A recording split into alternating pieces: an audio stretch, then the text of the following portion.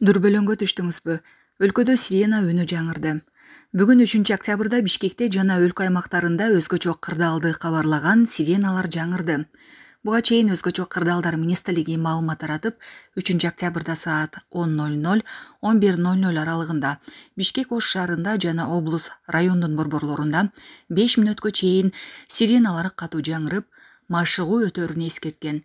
Машыгуунун максаты өзгөчө кырдаалдар катталган учурда жарандардын өзүн алып жүрүү, адам өмүрүн сактоо, материалдык чыгымдарды азайтуу максатын көздөйт жана 5 октябрь Кыргыз Республикасында кырсыктардын тобокелдигин азайтуу күнүнө карата уюштурулган. Булак Серепкежи.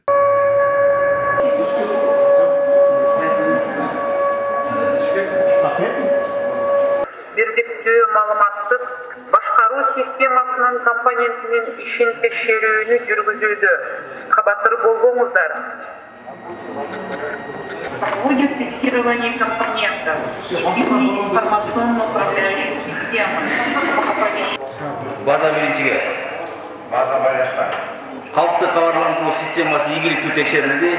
Баарыңыздарга чоң рахмат. Кырсыктардын тобокелдигин азайтуу күнүнө карата ушу калкты кабарландыруу системасын бүгүн текшердик. Бүгүн ушу дагы жаңы системаны киргизгенбиз.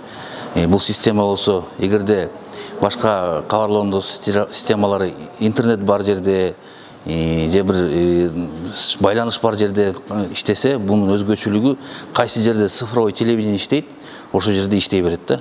Анын өзүнүн аккумулятору бар, 4-5 саатка чейин автономно иш жүргүзөт. Бүгүн аны текшердик, Кудай бурса өзүнүн жакшы жагынан көрсөттү.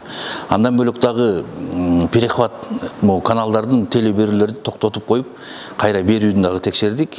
Бул болсо кайсы ушу цифровой телевидение кайсы канал болот, бардык өзгөчө кырдаал коркунучу келген учурда же катталган учурда токтотуп туруп, өзгөчө кырдаалдар министрлиги өзүнүн кабарларын бере алат. Андан бөлөк ушу бүгүн Бишкек жана Ош шаарындагы биздин сиреналарды текшердик.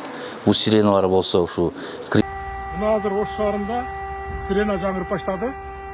Бүгүн 3 октябрь 2023 жыл саат 10:00. Биз мына Ош шаарында Сулайман тоонун астында, мына жакта Сулайман тоо турат. Бул жакта Кыргызстандагы эң бийик желек турат, мына ошол жерде турабыз. Сиренанын үнүн укканда эмне кылыш керек? Бул сирена эмне үчүн жаңырат? Бул жарандарга кандайдыр бир кооптуу кырдаал жаралганын билдириш үчүн, жарандар үчүн жарыяланат. Бул добушту укканда жарандар эмне үчүн чыгып атканын такташыбыз керек. Бизге өзгөчө кырдаалдар министрлиги бул боюнча алдын маалымат берген. Бүгүн мындайча айтканда бир учение болуп атат, атайын алдын даярдык болуп атат.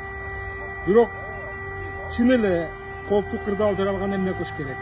Мындай добушту укканда биринчи кезекте эмне үчүн кандай кырдаал жаралганын такташыбыз керек. Балким шамал катык жүрүшү мүмкүн деген телевизордон, же интернеттен, же радиодон маалымат тарайт.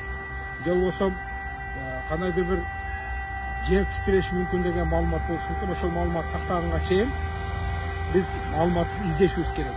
Анан экинчи нерсе, кандайдыр бир сырткы душман бир коркунуч жараткан мезгилде жарыяланат. Ошол нерсени тактагандан кийин ошого жараша коргонуу аракетин көрөбүз.